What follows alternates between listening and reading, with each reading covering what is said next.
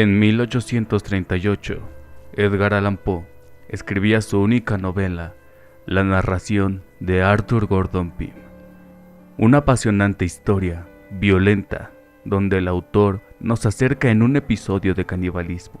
El azar quiso que 46 años después ocurriera uno de los crímenes más famosos de Inglaterra, una espeluznante historia que ya predecía la novela. El acontecimiento del que hablamos ocurrió un 5 de julio de 1884, tras el naufragio de un velero inglés. Ironías del destino, el fatal accidente desembocaría, igual que en el pasaje del libro, con la cruel muerte de una persona con el mismo nombre y las mismas circunstancias narradas en la novela. Por tanto, debemos empezar por la novela, la única del genial autor, con la que figuras como H.P. Lovecraft o Julio Verne mostraron siempre una gran fascinación, un relato ficticio y apasionante del que Poe decía basarse en hechos reales. A Edgar Allan Poe se le conoce principalmente por ser uno de los grandes escritores del relato corto, especialmente venerado por sus cuentos de terror, además de haber contribuido a varias obras de lo que para aquel entonces era un género nuevo, la ciencia ficción. En el año 1838 aparecería la que a la postre sería su única novela, La narración de Arthur Gordon Pym.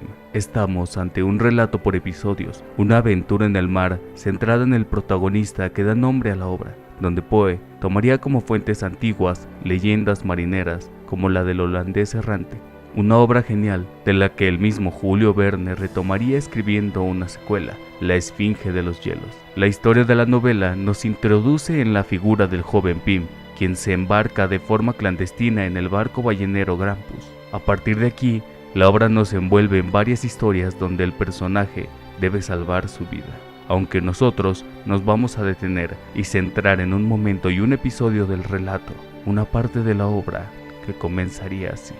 Cuando todos nos habíamos tranquilizado, nos pusimos a mirar la nave que se alejaba hasta que se perdió de vista. El tiempo empeoraba y soplaba un ligero viento. En el preciso momento en que el buque desapareció en el horizonte, Parker se volvió hacia mí con una expresión en la cara que me dio escalofríos. Tenía un aire de seguridad y entereza que nunca lo había observado. Antes de que despegara los labios, yo tenía el pálpito de lo que iba a decirme. En una palabra, insinuó que uno de nosotros debía morir con el fin de salvar a los demás. Y así, con esta cita, daba pie a una de las mayores polémicas del libro, el canibalismo. Y es que si por algo será recordada la obra, es por su carácter surrealista, en muchos pasajes, con una narrativa enigmática, violenta y cruda.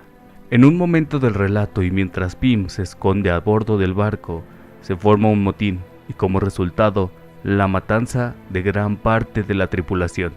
Más tarde, y tras una tormenta, se produce un naufragio, y tan solo quedarían 4 de las personas, 4 supervivientes que estarían varios días a la deriva, sin provisiones, sin alimentos. Uno de ellos, Richard Parker, sugeriría la opción que da pie a la cita: echar a suerte la muerte de uno de los 4 para que los demás puedan comer y sobrevivir.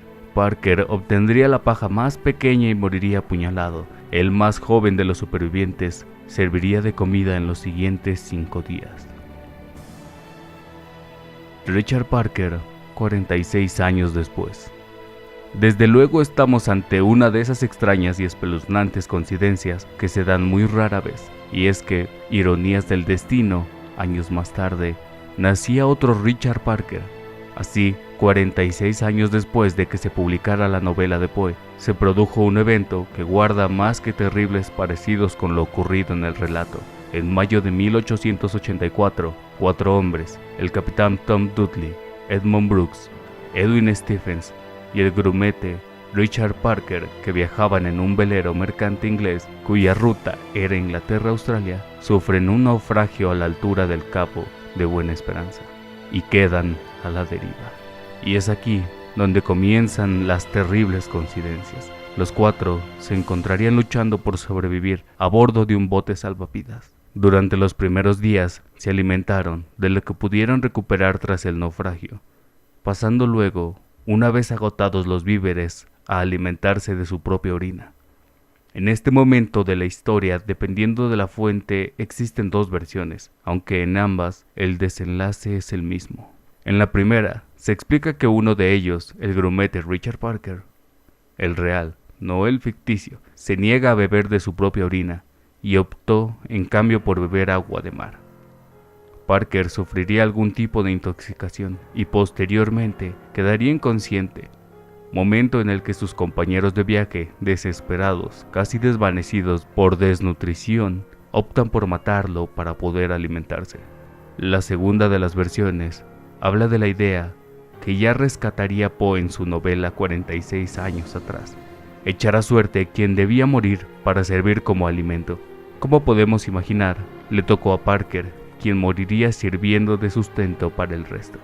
Sea como fuere, la muerte de Parker sirvió para que los tres supervivientes aguantaran varios días hasta que fueron rescatados por un barco. Al llegar a Cornwall, los tres fueron arrestados y posteriormente juzgados, acusados de homicidio, en uno de los más famosos casos de asesinato de la época en Inglaterra.